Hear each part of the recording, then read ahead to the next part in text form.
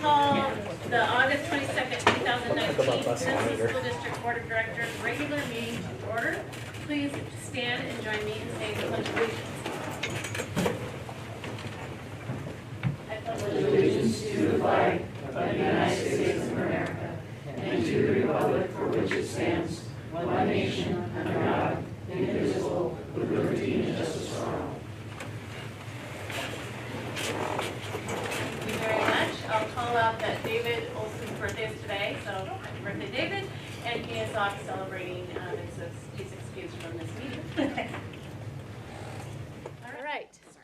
This business meeting of the Board of Directors is being held in public in compliance with the Open Public Meetings Act and is being live streamed. With regard to routine matters, board members have reviewed the agenda and have had the opportunity to clarify questions with the superintendent prior to the board meeting. Such matters are often processed without additional comment or debate. At this time, I ask, is there a motion to approve the agenda?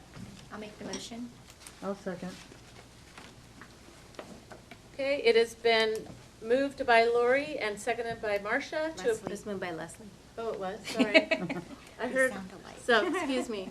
It has Right, been yeah. moved by Leslie and seconded by Marcia to approve the agenda. All in favor say aye. Aye. All opposed? The agenda has been approved. Sorry about that, guys. No worries. At this time, I will ask Dr. Jarvis to present the superintendent's report to the board. Thank you, Madam President. I'd like to keep this relatively short, knowing there are other things waiting for you in the evening, but the number one thing to report on is that next Wednesday on the 28th of August, school begins for the Peninsula School District. I'm sure every household, every parent is well aware of that. I hope they are, but I get to report to the board that schools are in readiness. If you try to get to this place right now and you come across 62nd, you might wonder whether or not the road will be open for the buses to get out. And the answer is yes, unconditionally, never a doubt. It'll be paved tomorrow.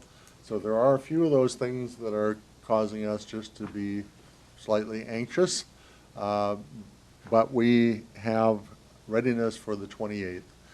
In particular, I wanted to note, you'll hear a capital report shortly, but the opening of the annex at the Boys and Girls Club facility, and we're calling it the annex this year because it is serving both Discovery and two of our other schools, really is a lifesaver. And the reason I say it in that particular fashion is that you know how overcrowded we are, you know the basis of passing the bond issue.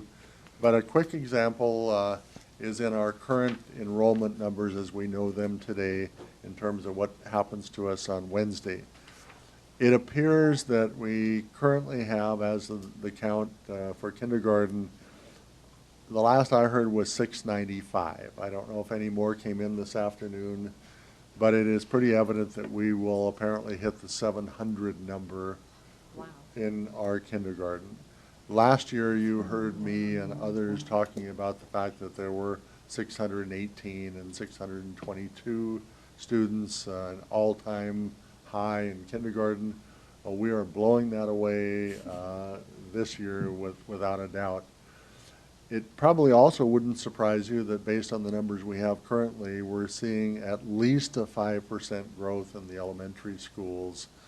The individual schools range from 1.5% to 8.2%, I think was the highest. And that, of course, was Discovery, right, in the midst of our most overcrowded school. So we're seeing the continued move-in of new students, and we see our kindergarten, but our kindergartners bring brothers and sisters, and we are truly benefiting from the community's support of the bond issue. The fact that we have one school that will open a year from now, the fact that we have a building in hand that we can use this year as the annex, and the fact that we are increasing our number of classrooms by 50% in these 2 years by the fall of '21 is so obviously needed. I can only say thank you over and over and over to the community. And then in turn, the staff and Patrick Gillespie and Vicki Smith, and as you hear the capital report, to know the work that's gone into this. We almost have people convinced that building 4 schools simultaneously is normal. It's not, but it is so desperately needed and being done so beautifully that I just want to emphasize that as we open next Wednesday, we're opening with a ton of kids. They're finding the Peninsula School District, they're finding the community, and they're validating that it's as beautiful as they heard and experienced, and they're showing up. So with that, I'm just going to keep it to that. We are ready for the kids. We're ready for the staff. We had a wonderful gathering of the staff on Monday and Tuesday, and we have people hired on board, and there are still classrooms and bulletin boards going up, and I don't guarantee we won't hire another teacher or two between now and Wednesday if necessary. But Caroline and the entire HR crew have this district staffed and ready to go, and an immense thank you. So my report to the board is we are in good shape for the 28th of August. Thank you. Thank you, Dr. Jarvis, and thank you for getting us kicked off for another school year. It's been, 13 months now, and you've seen a lot happen, and thank you for making it all happen. Oh, I had. Oh, another report. Brooke just pointed out the little note. She actually wrote me a note, and everything was put it on my forehead. We have a new person joining us, and a valuable member of the team, and I asked him expressly to come tonight so he could be introduced. So Brooke just saved me trying to figure out, now what do I do? James Cannonwine, would you stand up for a second? I'm really pleased to introduce our Director of Research and Assessment. As you know, Jen moved on, and James comes to us from the Evergreen School District down in the Vancouver area, and he was still busy right up to this point presenting some of the final reports staging the school year for the Evergreen School District. So we are just extraordinarily proud and pleased to introduce James Kentonwine. And James can tell you what he's finding as far as housing and what kind of help he may need and assistance from the rest of you. You can help him sell his house and make that move, but we're delighted.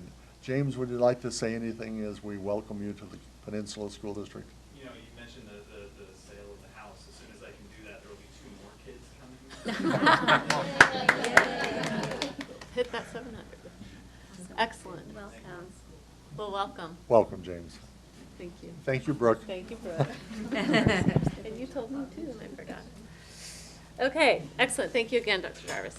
Members of the audience wishing to speak to the board are asked to identify themselves for the record before sharing comments. We ask that comments not be personally directed, abusive, or obscene. In the interest of fairness, there is a 3-minute time limit per speaker. Brooke, do we have a list? Please note that this is an opportunity to speak to the board and that the board will listen but not engage in dialogue or offer a response. Thank you for respecting the time, these guidelines, and at this evening we do not have any public comment, so we will move on.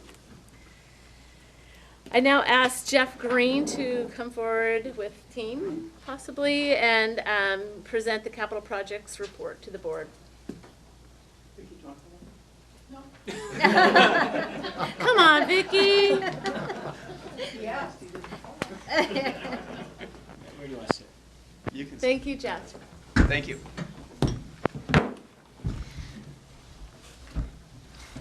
As always, it's a pleasure to be here.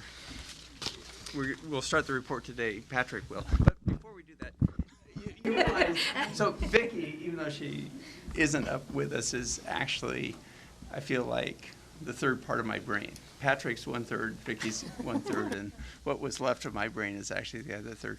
We'll So get you counseling. We're housed together, and it facilitates discussion of every issue that comes up. So in Vicki's incredibly knowledgeable, incredibly bright, and thoughtful, and contributing to discussion of everything architectural as well as financial. So her role may be financial, but her experience is really broad and very helpful in managing information as it comes in.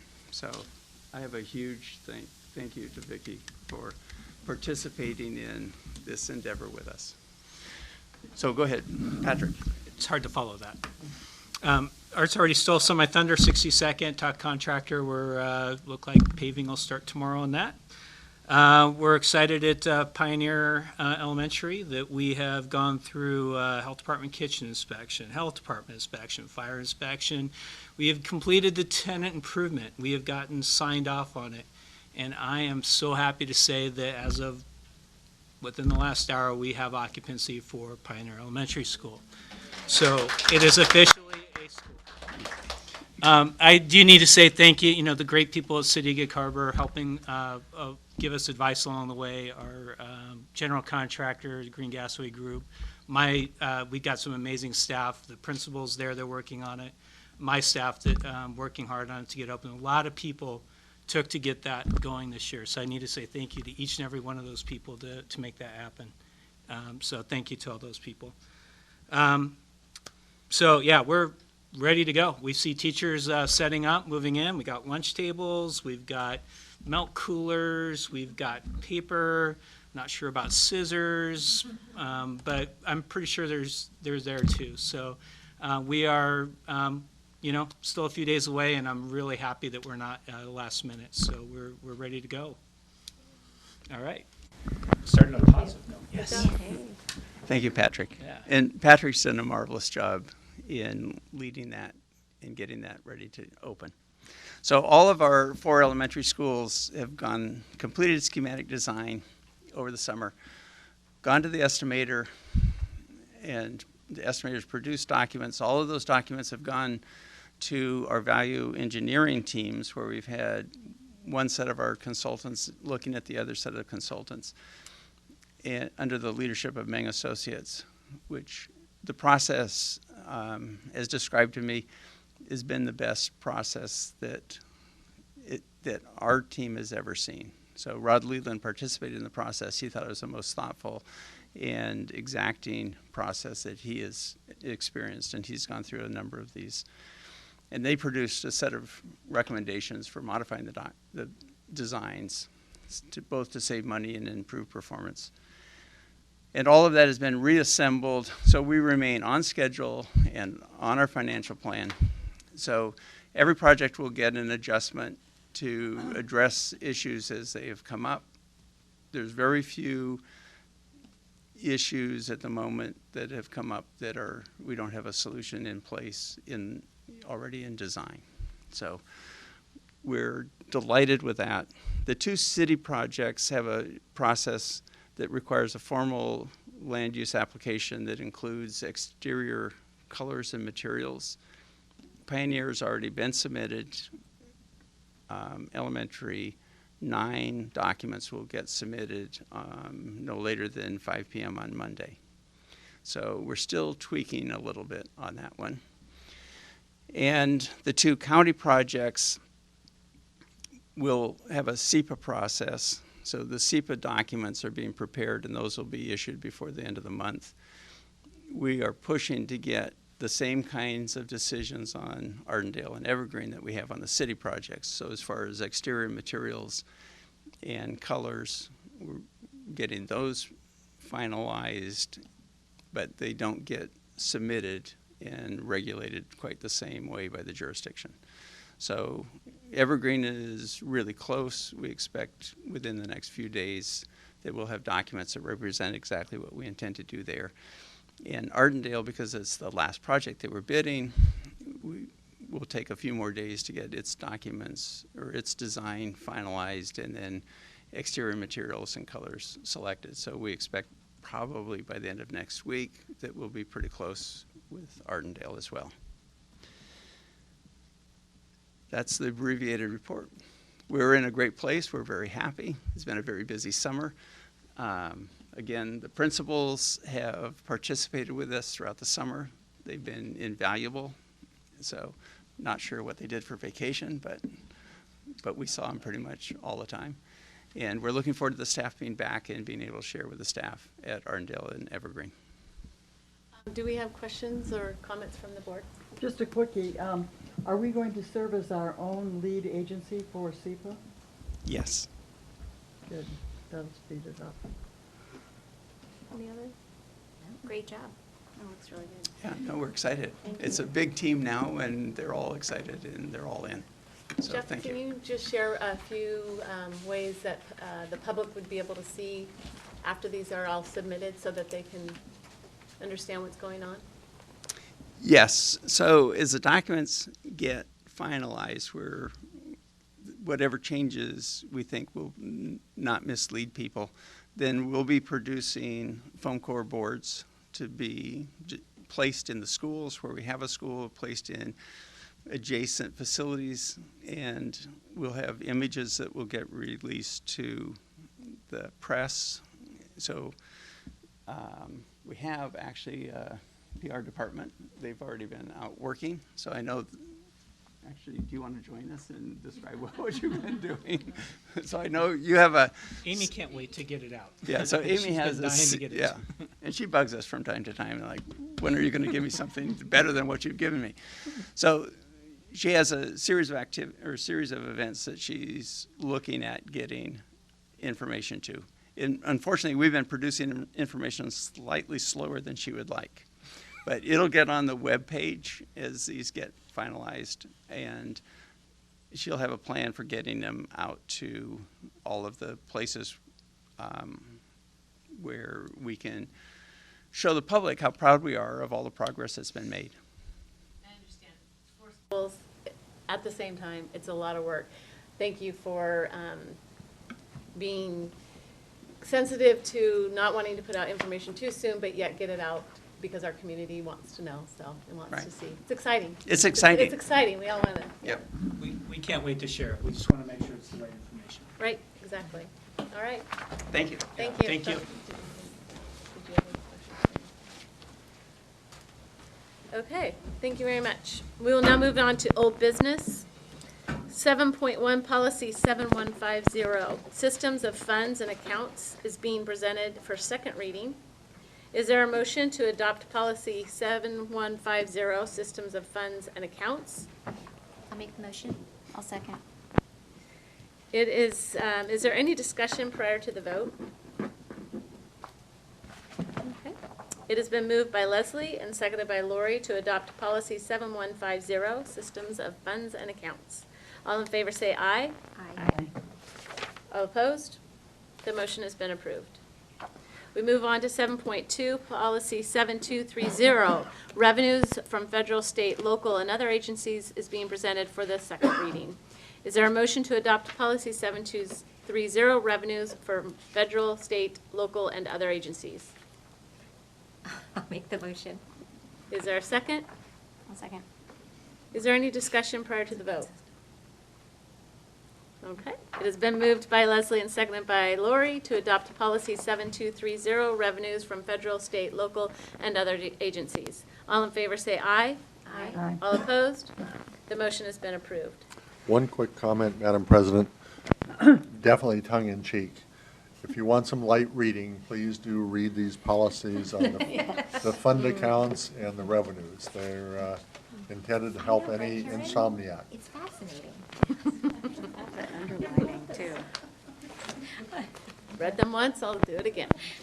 It's a sensory It did help sleep. Okay, moving on then to 8.1, presentation of the 2019-2020 budgets. I asked Ms. Karen Anderson to present these to the board. Oh, I'm bringing Kelly. okay, thank you, sorry, Ms. Karen and Kelly.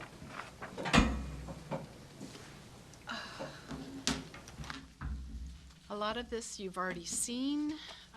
We're going to highlight as much as we can. I will preface that we did make some changes to the forecasts for general fund, and we did correct the FTE, the staffing FTE, in the last year. So I'll highlight those for you. The other piece is that with the budget resolution that we have before you tonight after the public hearing, there are actually 3 pieces to that. So one is that you're adopting the appropriations limits for each fund. There's a second section where you are actually approving and adopting the forecasts, the 4-year forecast. And then you are also going to be adopting the proposed levy spending plan for 2019-2020.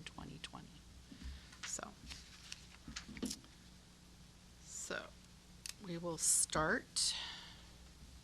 Oh, sorry.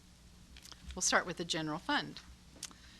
Again, enrollment, I have a feeling that we're going to be under enrollment, possibly, at least at the kindergarten level. We had increased enrollment for kindergarten, what we were projecting, 640. We changed that back at the beginning of August, and we are at 695 as of yesterday.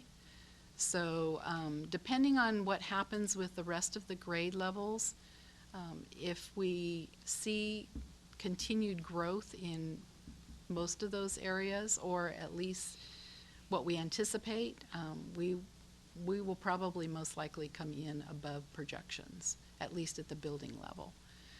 The anomaly usually is running start, but we did increase running start, what we're budgeting for next year. We did increase that compared to what we had budgeted for last year and where we came in this year. This is a visual of the enrollment projections. This is only the building, and you can see that we've been increasing enrollment over the last 4 years. So we anticipate that this will be a continued trend at least for a couple more years. And that little bump up might be a little bit higher at the end of this year, at the end of next year. For our revenue, our projections, we have our local levies coming in at $22.3 million. Our non-tax, which are our class fees, rentals, donations, investment earnings, those are coming in, we're estimating $3.4 million. State apportionment is $85.9. Our other state programs, which include special ed, LAP, highly capable, bilingual, transitional bilingual, some of those others, transportation, they add up to $22.3 million. Federal grants and programs, such as the title programs, they come in at $4.3 million. And then we have an other, which is contingency. So 800 of that is contingency. We have expenditures in the amount of 800 budgeted to offset the revenue. And that allows us that if we have anticipated revenues come in, we have contingency expenditure capacity in order to spend those dollars. So for our revenues for next year, we're projecting, we're budgeting a little over $139 million. This is a visual of what that looks like and the makeup. The majority is state. The second largest portion is our local levies. And then you have your federal, your local, and your other. For our expenditures, we're reporting by object. So our certificated salaries are at $62.2 million. Classified salaries are at $20.6 million. Our employee health benefits, fringe and health benefits are coming in at $34.4 million. Supplies are at a little over $9 million. Purchase services are at 15.3. Our travel is 273,000, sorry. And our capital outlay is $218,000. So we are budgeting at $142.2 million for expenditure capacity. And this is a visual of what that is made up. Certificated salaries, classified salaries, and employee benefits make up about 82.5% of our budget. Keeping in mind that the biggest hit this year was the SEB, moving into SEB, and anyone that is working more than 3 hours per day for the school year, 180 days, will get full paid benefits. So that's the biggest change and the biggest hit. It's not all paid for by the state. Not all of it is paid for by the state. So whatever funded FTE we get from the state, those, we get funding for that. The rest of it's coming from our levy, or it's being pushed into our programs. So some of our program funding is limiting what we can do with those funds because the cost of employees is going up. And so it reduces the amount of employees that we can hire and fund out of those programs. One of the things that we have to do that's in statute is we have to declare what we're spending for materials, supplies, and operating costs. So the state does give us an allocation through apportionment for what we call MSOC. And this year our estimate is $11.1 million for MSOC. We compare that to what we've budgeted in those MSOC categories by object code. Object 5, which is supplies and materials, Object 7, which is purchase services, Object 9, which is travel, and Object, I said 9, 8 for travel and 9 for capital outlay. So what we've budgeted in those categories equate to $24 million. So we can show that we are budgeting more than what we receive from the state for MSOC allocation. So the $13 million difference shows that we meet this compliance issue and that there isn't any chance that we would have to repurpose any of that budget.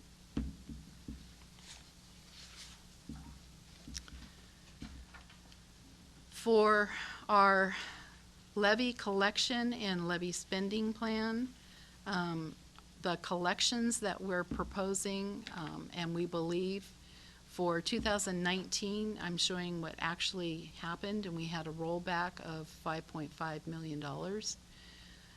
And we will be collecting for the 1920 levy spending plan, we will be collecting the 2019 fall collection. For 2020, we are estimating that our rollback is going to be $4.4 million, and that's based on taking the 2018-19 student FTE annual average and multiplying that by 2,550. So that gives us what we believe we're going to be able to levy for next year, for 2020. Later on this year, probably sometime in September or October, we will bring the resolution to you that basically says we're going to ask for the original amount of $27 million, and we were going to ask the treasurer tax collector, the treasurer assessor's office, to do the calculation. So they will look at what does $2.50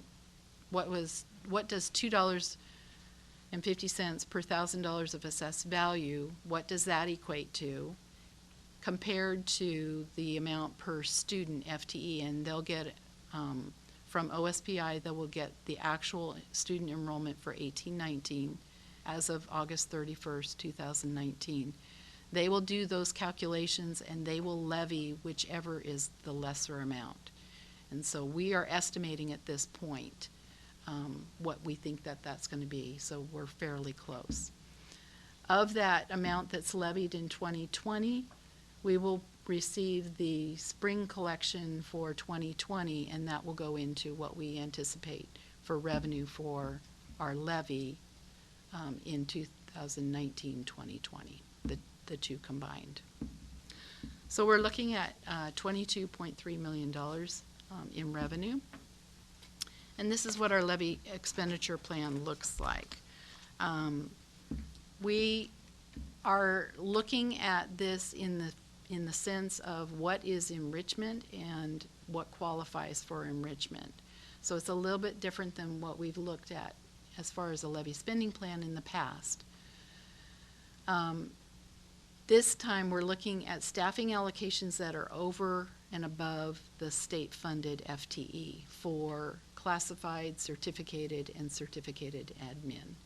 And I've given you the percentages of what that equates to, so the total dollar amount that is being supported by the levy is $8.8 million.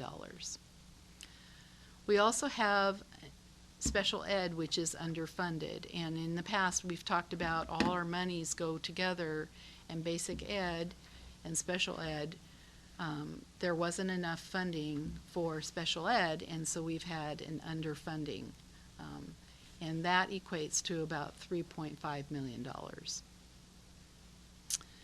Extracurricular athletics expenditures have always been considered enrichment. We do not get funding from the state for any of these activities or expenditures, and so in our levy spending plan they equate to about a little over $2.1 million.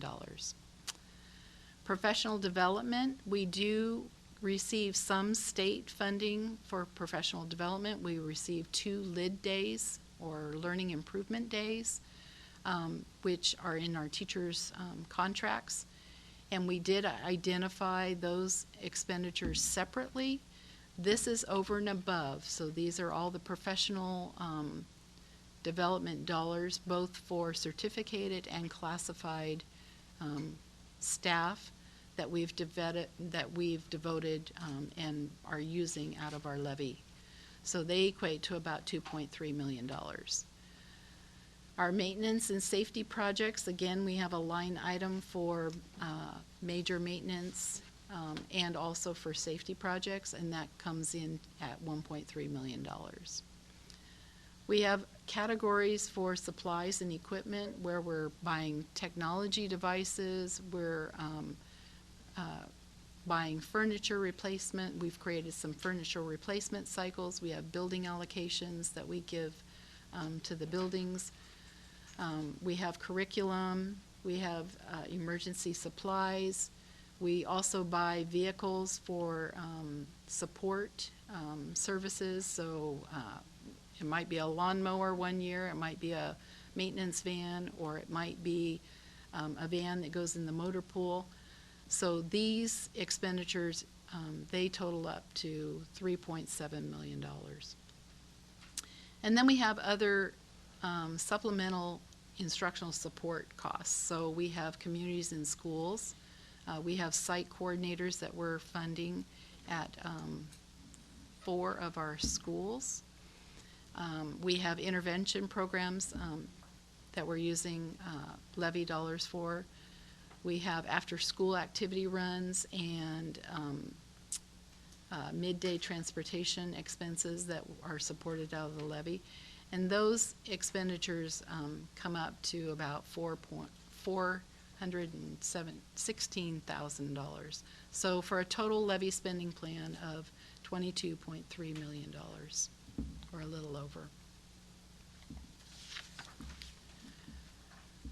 So if you look at our estimated beginning fund balance of $11 million coming from the end of 2018-19, where we think we're going to end, adding the revenues of $139 million, decreasing our expenditures of $142 million, we're coming up with an estimated ending fund balance of a little over $8 million.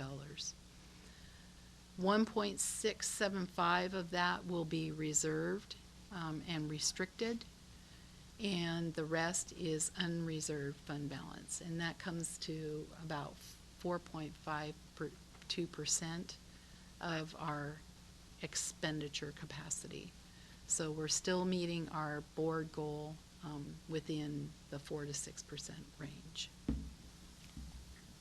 This is what our estimated ending fund balance looks like for 18-19, the components of our fund balance. Restricted carryover of about 200,000. Non-spendable fund balance, that's really inventory, we're estimating at 900,000. We have a restricted uninsured risk, that is our fiscal agent for vision insurance. They have $75,000 that they use for paying claims, and we keep that reserve replenished. Then we have a sign for contingencies. We have a maintenance rainy day fund of $1 million. And then what we have assigned for other purposes, these are the carryovers that are coming from the buildings, and we're estimating $2.5 million. So then moving forward, what we do in our budget is that because we're estimating $2.5 million in carryover, we build that into our expenditure capacity. So when you look at the fact that we're deficit spending, 2.5 of that is actually going to come from fund balance because it's from the prior year carryovers. And so that's important to know, that we're actually closer to ongoing revenues meeting ongoing expenditures than what it looks like, the 2.9 million. So then we need to go into the forecast, and what we have to do is we start with the budget that we're proposing, and then we have to project out 3 years. So you can see our enrollment projections in the resolution that you're going to adopt tonight. There's more detail in the projections. It's by grade level, so I just wanted to point that out. Here I've condensed it just because it would take about 3 slides to give it all to you. So this is what we're projecting for growth. The changes in staffing FTE. We changed the last certificated staff out in 2022-23 to 690. Keeping in mind that this is the point where the enrollment growth hits the middle schools. So the elementaries and the high schools are still lower, and the growth piece here is at the middle schools. So we don't need as many classified staff, so I didn't really change the classified staff for this reason. Then we move into the revenues and what we're looking at revenues. We've increased the state revenues by the IPD, which is going forward, so it's 2.1, 2.1, and 1.9 for future. Federal revenues, we didn't really change much. They've been going down, if anything, so we pretty much kept them consistent. The non-local tax, we had minimal increases, and that's just because we have more students coming in and just the cost of living, how things are increasing, but not a lot. We increased the second year, but not in year number 1, but we didn't increase after that. For the local tax, that is our levy, and what we did was we kept consistent. Our assumption was that we would pass the levy, and that we would still be subject to the $2,500 per student FTE, and so we projected that out and what that might look like over time. For the expenditures, the same thing. We start with the budget, the current budget, and then we forecast forward. For most of what we did is we increased all of the expenditure capacity in year number 1 of the forecast. We increased it by 3%. So all of the expenses we increased by 3%. with the exception that we did take out that carryover contingency. So not completely the $2.5 million. We didn't take that completely out because we will have to buy new staff to address the enrollment increase that we're anticipating. So there was an adjustment there, and moving forward on into the other years, we also increased those by the 3%. If they didn't change, it's because it's a categorical program, and typically the categorical programs, they don't have increases as much because you have to live within the category. So if the revenues increased, we anticipated only the same increase compared to the revenues. And then in some areas, they are actually going down, and so we pretty much kept them flat as far as projections. So a recap of the revenues and expenditures by year, you'll see that what the changes have incurred is that when you look at the excess of revenues and expense, in year number one, forecast year number one, because we've taken that $2.5 million out, or a portion of that, we are closer to our revenues and our ongoing revenues and ongoing expenditures being consistent and being able to be together. So as you go forward, because of the student growth, not all of the student growth is hitting areas where we have to increase lots of staff. And so that helps to maintain that ongoing revenues being consistent with ongoing expenditures. So those are the changes that have occurred with our projections. So we're trying to maintain about an $8 million fund balance as we go forward. Any questions? Comments? I have a quick question. Sure.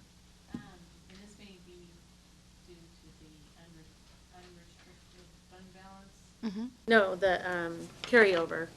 So if I look at revenue forecast for 2021 and 2022 on your bigger schedule, Mm-hmm. it's higher than what is on your summary. Correct. So I So know you keep in explained mind, if you look at your revenues and expenditures in our budget, we're deficit spending by 2.9. In theory, if you spend all of that money, you won't have it again, because carryover is one-time money. So if you spend it this in 1920, we won't have it available in the future. So we actually would start with an $8 million fund balance. And in theory, we wouldn't have carryover in the remaining years. Right. Because once it's done, it's done. And so what we would have to do is we would actually have to take that contingency out of our budget. Does that make sense? It does. I'm just confused as to why in the forecast for 2021, 2022, it drops down, but then you're back up to the forecast for 2022, 23, change back up those. to the 154 million. It's the same as what you have. Yes. I'm just looking at So- the summary so I- and the breakdown are different. Yeah, I'm if trying you to look at, understand. okay, so if you look at, so I apologize. So this is my, Me too. I missed it too. where? Slide 14, go back. So here's slide 14. And then flip this. Okay, so if you look at this slide and you go back to your revenue slide. Yep. So I apologize. So my total revenues didn't get transferred onto slide 16. 16 correctly. Okay, So that makes me feel better. the net I didn't- increase decrease is correct, Okay. but the revenues there are not correct. Okay, thank I you. missed it too, for the record, sorry. Yes. And just a little bit to clarify, when we figure the 4 to 6%, which is Correct. that, The goal, right, the board goal, and it was a resolution at one point way back when. So that excludes the reservations of fund balance. correct. And so, and you mentioned we're gonna try and maintain a $8 million unrestricted fund balance. But as our revenues grow and our expenditures grow, that will lower the percentage, if my For a math is couple of correct. years, it's the It next could. 2 years. Right, the question is, what will that do to fund balance in terms of the percentage and the goal of getting it? Yeah. So I think the tricky part is that typically we budget to spend everything. Mhm. And what usually happens is that we don't. And we have carryover, and we can build that into the projected beginning fund balance. We can't in this format. So what we do is we budget. So for instance, if you go back to the slide 16, slide 16. Mhm. So if you look at where we're budgeting to deficit spend by $2.9 million. If we truly did, then we would only start the next year with $8 million. But this is a budget plan, and typically we don't spend all of our budget. We do have carryover. But there's no mechanism in this projection to allow for that adjustment. Gotcha. So that's why we have to take it out of our expenditure capacity in future year. So just to clarify, whether that's 8 million or 8.5 million, it's still, when you look at estimated ending fund balance, the concept is unrestricted spendable fund balance, conceptually, in this model, even though it doesn't show all the reserves. Yes, we would still have some reserve, because we would still have our $1 million rainy day fund. We would still have our 600,000 non-spendable and our 75,000 for uninsured risks. So yes, it could go down. So We those could numbers reduce. are in the $8 million figure? Mhm, mhm, because that's a total ending fund balance.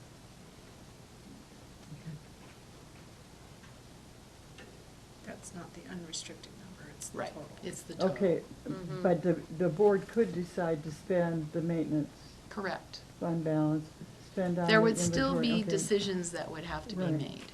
Okay. And there's also the possibility that, depending on what happens with special ed funding, if that goes up, then that helps the pressure on the levy. If it doesn't, then the levy, the increase in FTE is also gonna have to offset the increases in that underfunded. I can't believe how complicated it's gotten. And, you know, congratulations to you and the staff for working through this. So- Crazy. Yeah, I agree. Karen, so the unreserved fund balance percentage, you're estimating at 4.52 for the end of 1920? Yes. 19/20. With the projection, and I know this is the fund balance with the restricted in it, but if you Mhm. just pull out the unreserved, are we even closer to 4%? Are we going below 4%? We could be going below 4%. Okay. It depends on what's happening with expenditures, and if our expenditures are increasing, that amount it's probably staying very close, and so it would probably go down. We're at 4.52, I believe, Projected. right now. So if those go up, then it's gonna be a lesser amount, percentage. Okay, so I guess we'd have to discuss that as a board, because we Yep. have a goal of 4 to Yep. 6%, so, okay. Yep. And keep in mind, these are strictly projections based Yep. on what we do know at this point in time. And by the time you get further out, it's hard to say Okay. if that's really going to happen. Thank you. So, and I'll fix that, I'll fix the slide 16 prior to posting it on the website. So I apologize for that. No worries. All right. If there's no more questions on general fund, I'll move to the capital projects fund. So unlike previous years, where we didn't really know what was happening, we really know what's happening with our capital projects fund this year. This year, we sold $85 million worth of bonds, and we did a budget extension to adjust the budget and acknowledge that revenue. We believe that of that, we're going to spend about 15 million, a little over 15 million in for this year, leaving us with an estimated ending fund balance of about 75, almost $76 million. Of that, our bond proceeds are going to be about 70 million, and then we have our Pierce County impact fees, our City of Gig Harbor impact fees, and then a small assigned to fund balance. And that's basically, that came about when we sold property way back in the past. So moving forward to our proposed budget, we are estimating a beginning balance of 75, almost $76 million.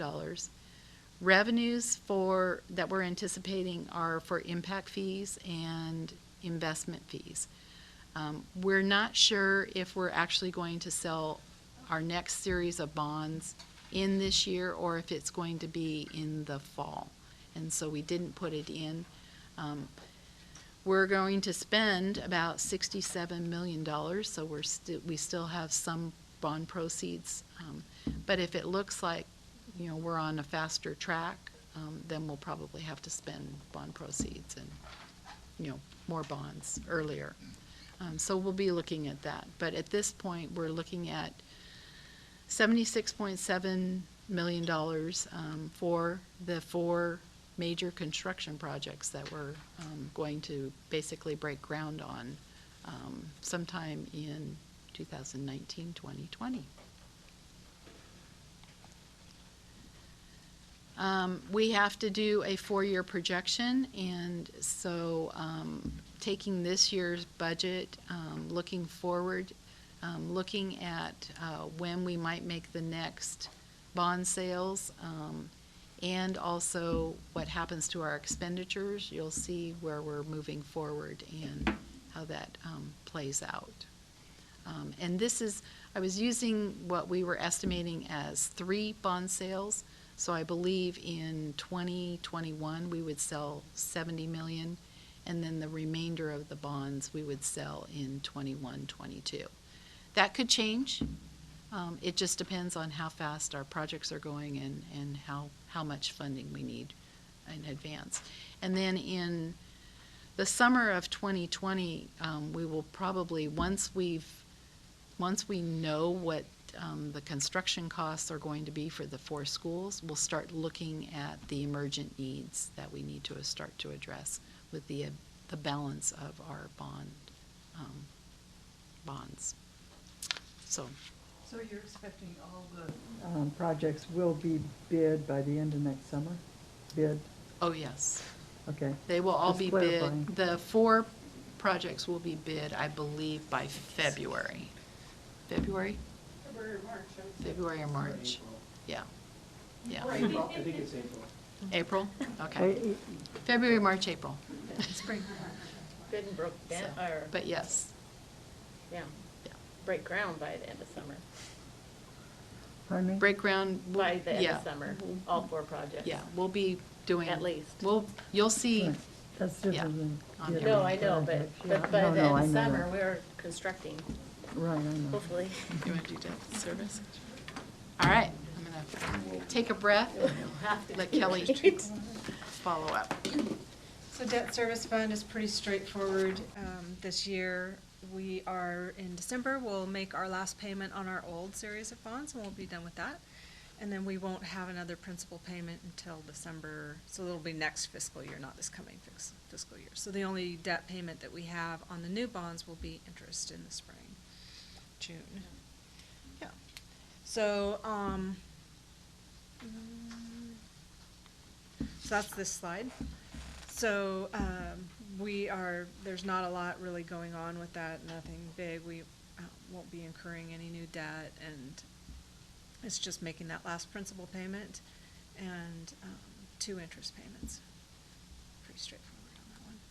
This is our 4-year projection on what we expect to happen with the debt service fund. So you can see there that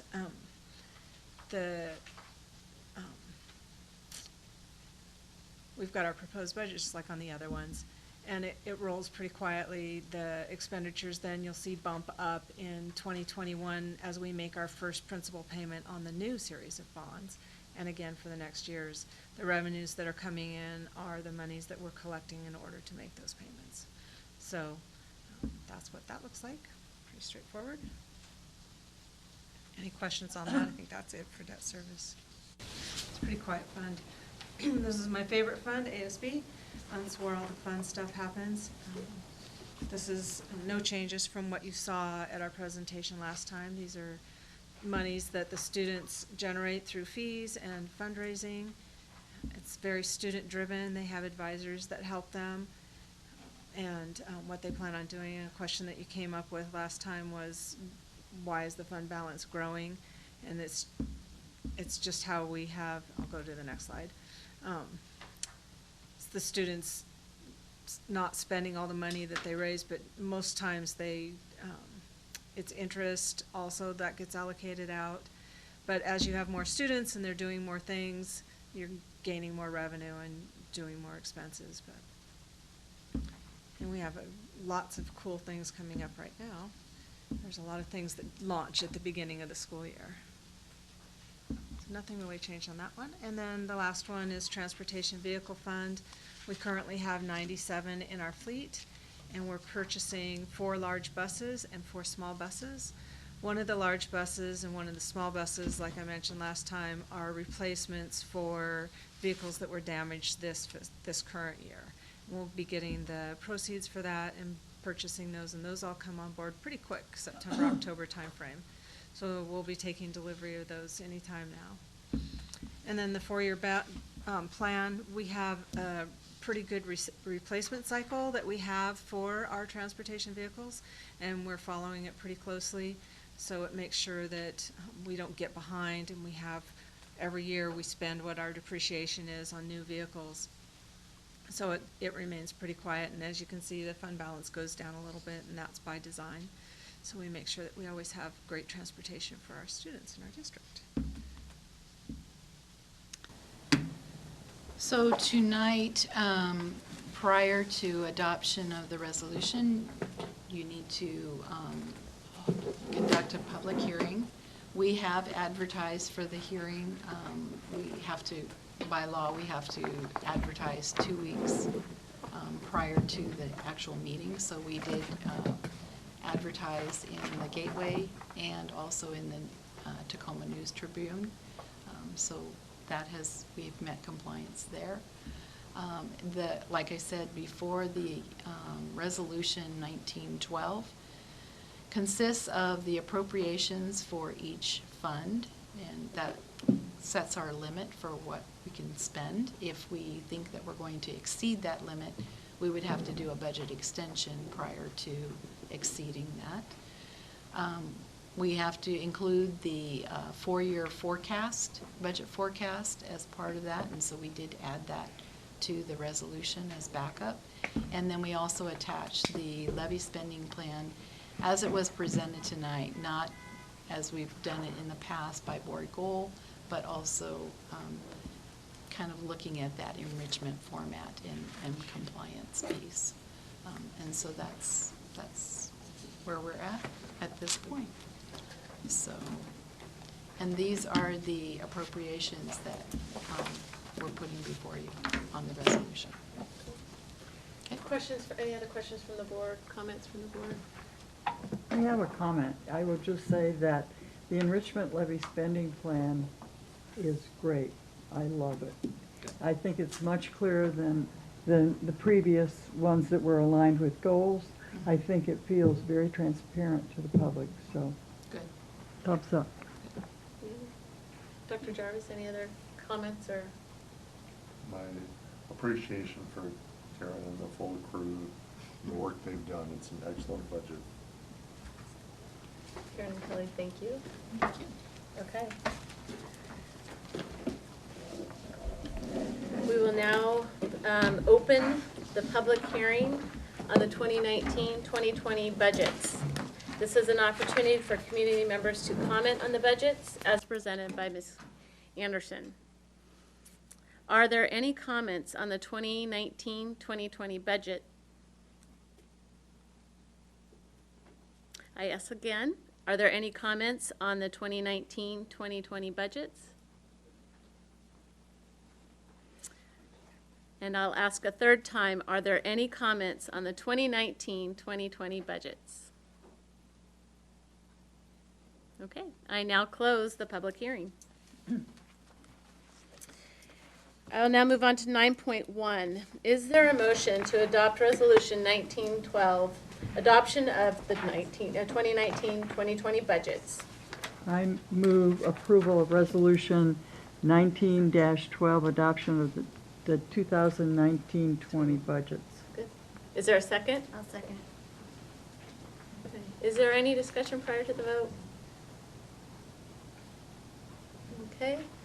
It has been moved by Marcia and seconded by Lori to adopt Resolution 1912, adoption of the 2019-2020 budgets. All in favor say aye. Aye. All opposed? This motion has been approved. And we have budgets. So we don't have to do a roll call vote on this one either, even though we each sign the resolution? Right. You don't sign it? We sign it, but I don't think we're doing a roll Okay. call. We've had this discussion before, but this is the first time. Okay. We move on to 10 consent agenda. Is there any discussion on the consent agenda prior to the vote? Is there a motion to, whoops, sorry. I don't seem to have, oh, it's back on the Consent agenda. yeah. Never mind. I read it, but That's I have okay. to go back and look at it. Take a peek and let me know. Any discussion or questions?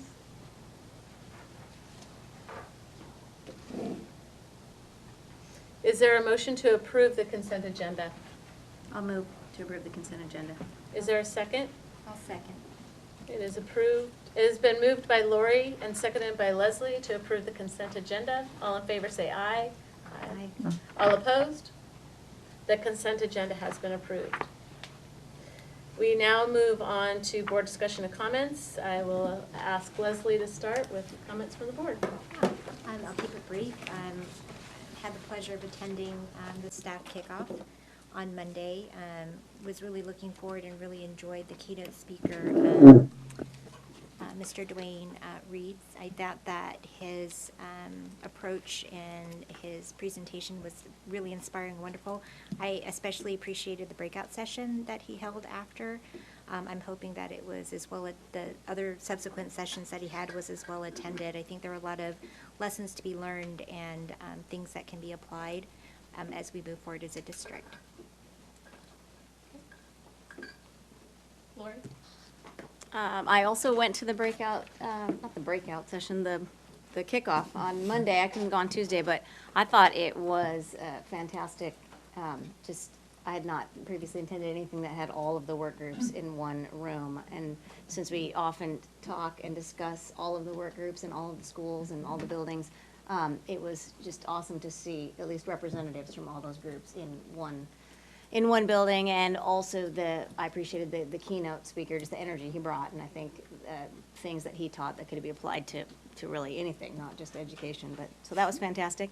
Another thing I just wanted to mention, because this just came to my attention today, and I get asked this question a lot as a board member, but also as a parent, and this is really more of a piece of information for the public, but it has to do with the value for high school parents in the district, the value of Running Start and AP classes, and what does that mean and what does that do? And even as a parent of 3 kids going through the system myself, I asked that question many, many times and got, I'm sure, truthful answers, but I never really could fully understand exactly what that means, because the answer usually, especially regarding AP classes, I think Running Start is more easy to see. You're going to get these credits and there you'll be.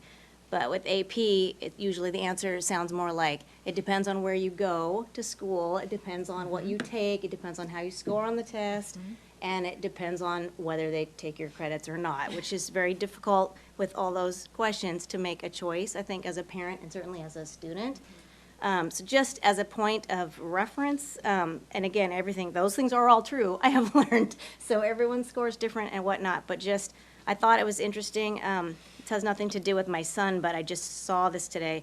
My son just graduated just this past year, is enrolled at Washington State University, so a public school. He took 5 total AP classes over the time he was in high school. And I was just happened to be looking at his class credits today, and he has 30 credits, or 20, it's really more like 29.5, because 2 of the classes he took were UW in the high school, which translates slightly differently because it's a quarter credit, so you get like a partial.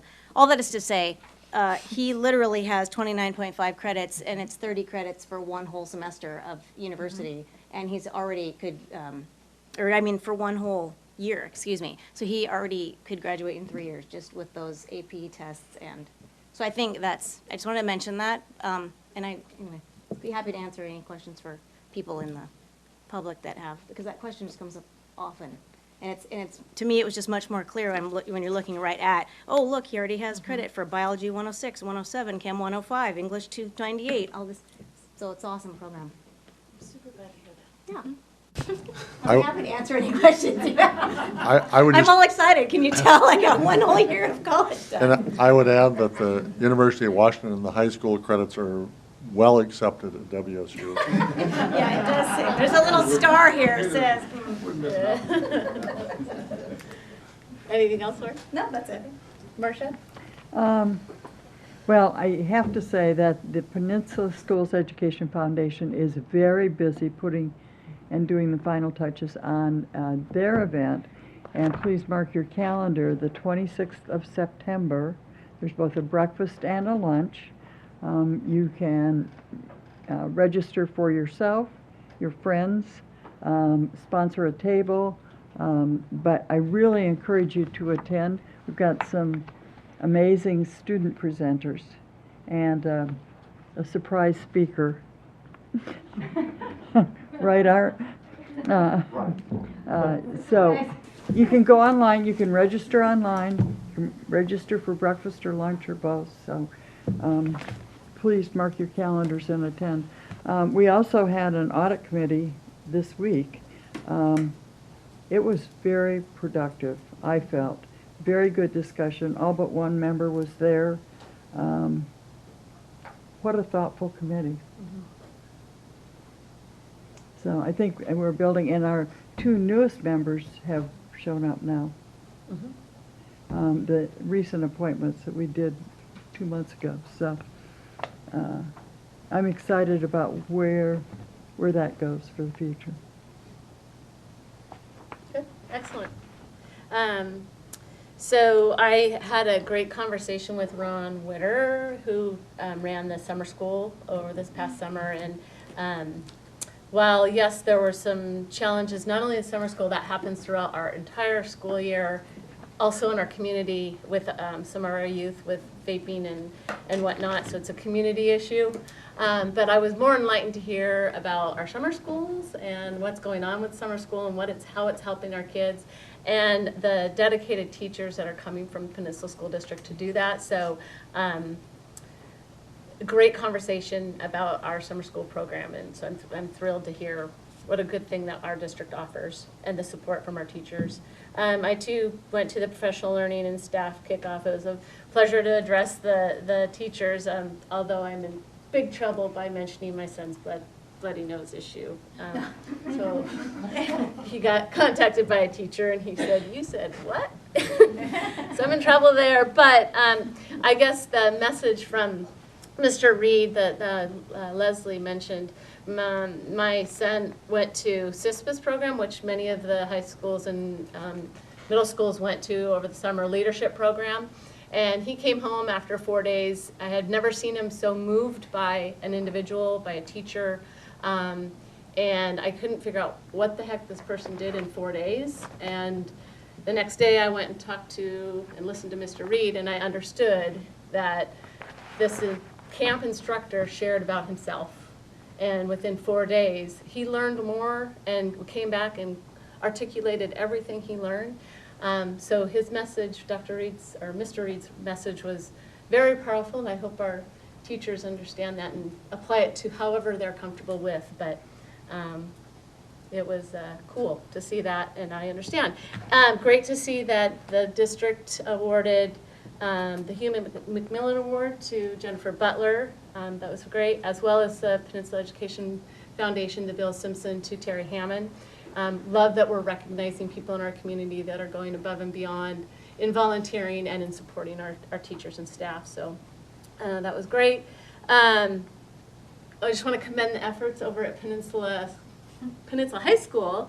Dr. Principal Potts has led an effort to kind of do some beautification over there. So in conjunction with the maintenance team, thank you for partnering with them so well.